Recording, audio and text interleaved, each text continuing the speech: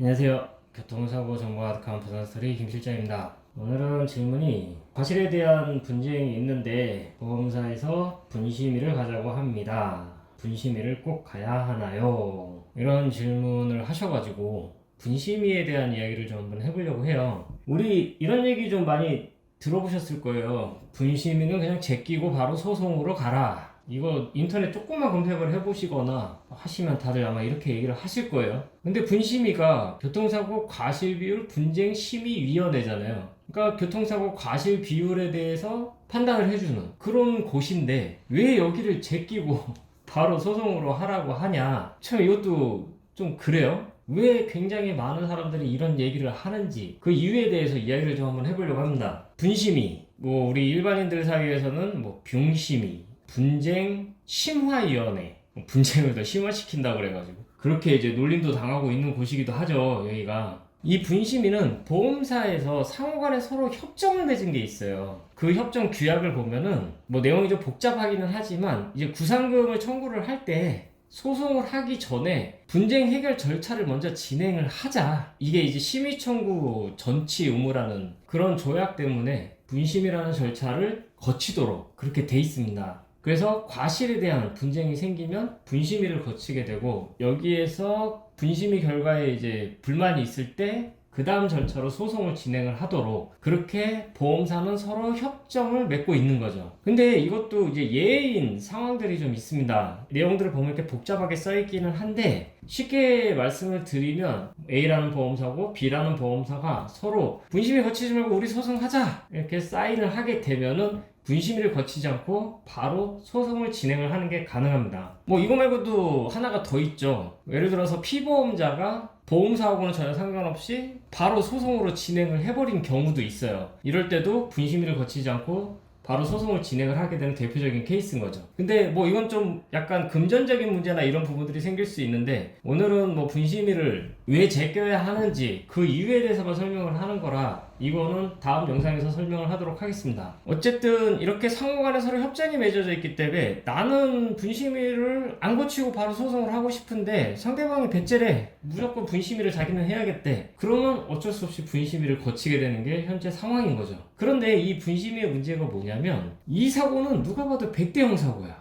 이거는 뭐 판사 할아버지가 봐도 100대0 사건인 거야. 근데 이 분심의를 거치니까 희한하게 이게 8대2 뭐 9대1 이런 판단이 나온다라는 거죠. 그러면 누가 봐도 100대0 사건이니까 피해자분들이 이 분심의 결과를 수용을 할까요? 안 하죠. 당연히 나는 100대0이라고 생각을 하는데 그러니까 결국 분심의 결과를 못 받아들이고 소송으로 진행을 하는 경우가 많다라는 거죠. 이 분심의 진행 절차를 보면 1차가 대표협의회가 있고 2차 소심의 그리고 3차 재심의가 있죠. 이제 2차부터는 이제 변호사들이 사건을 판단을 하게 되는데 2차는 1인 또는 2인이 판단을 하고 있고 3차의 경우 변호사 4인이 사건을 보고 판단을 하게 되죠. 소요 기간을 봐도 1차까지는 약 40일 정도, 2차까지는 약 70일 정도, 3차까지는 약 116일 정도. 이거는 홈페이지에 나와 있어요. 뭐 제가 알고 있는 게 아니고 홈페이지에 나와 있어요. 그래서 전체적인 평균이 약 71일 정도 걸린다고 써 있죠. 이 정도로 시간이 오래 걸리는 거예요. 그러면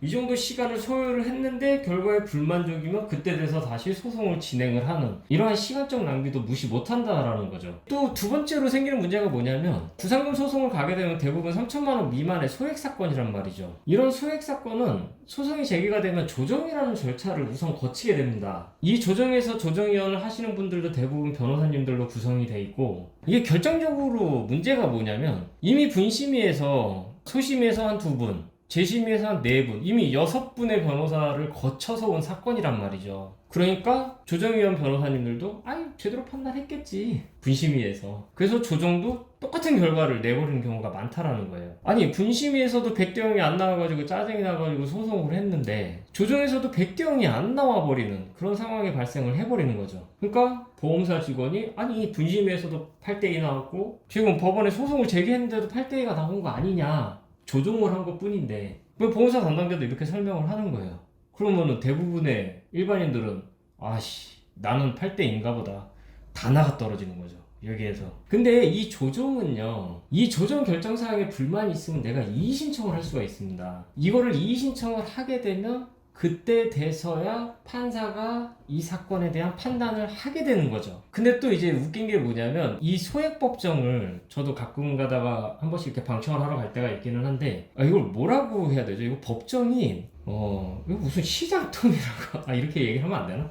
아무튼 뭔가 되게 어수선해요. 일반인들도 막 엄청 많이 와 있고 재판이 뭐 한 건 하는데 뭐 한 5분 하나요? 3분? 그것도 변호사들이 있는 사건들이나 이렇게 빨리 끝나지 일반인들이 있는 사건들은 막 웃지 못할 사건들도 많이 벌어지고 있거든요. 뭔가 되게 혼란스러워요, 법정이. 그래서 가서 보면 뭐 재밌는 일도 많이 벌어지고 하긴 하는데 아무튼 뭐 그게 중요한 건 아니니까. 항상 드는 생각은 그거예요. 이 판사님이 저렇게 사건도 많고 이렇게 복잡하고 정신없는데 과연 이 사건을 제대로 보고 판단을 하실 수 있을까? 약간 이런 생각이 들 때가 있기는 해요. 결국 판사님들도 이미 분심위에서 한 6명의 변호사가 사건을 받고 조정에서도 변호사가 사건을 판단을 했는데 8대2가 나왔고 그러니까 부담없이 8대2 판결을 내리지 않을까. 물론 안 그럴 거라고 믿어야 되겠지만 기록도 제대로 보지 않고 그렇게 판단을 해버리시지 않을까.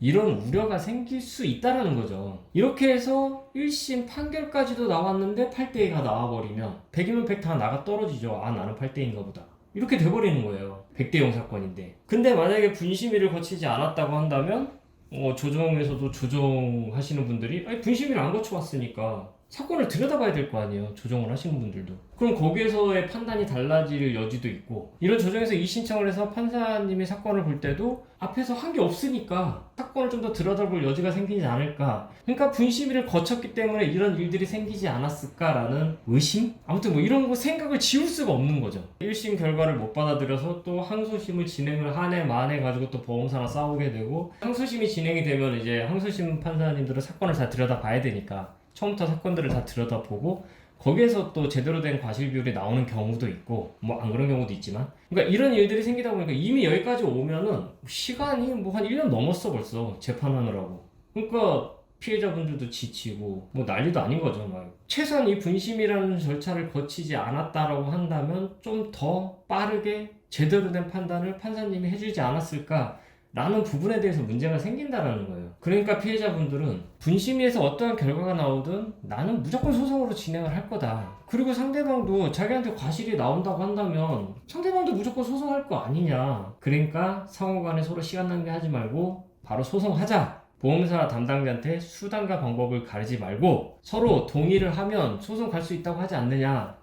동의 받아서 바로 소송 가자. 그렇게 해서 분심위를 거치지 않고 바로 소송을 갈 수 있도록 여러분들도 노력을 많이 하셔야 된다는 거죠. 그래서 오늘은 분심위를 왜 제끼고 바로 소송으로 진행을 해야 되는지 그 이유에 대해서 설명을 좀 해드렸어요. 좀 빠르게 이런 절차들이 좀 진행이 될 수 있도록 여러분들이 좀 많이 노력을 하셨으면 좋겠습니다. 오늘은 분심위에 대해서 이야기 좀 해봤는데 오늘 영상도 좀 도움이 되셨다면 구독, 좋아요, 알람 설정 부탁드리겠습니다. 오늘 영상 여기서 마치도록 하겠습니다. 감사합니다.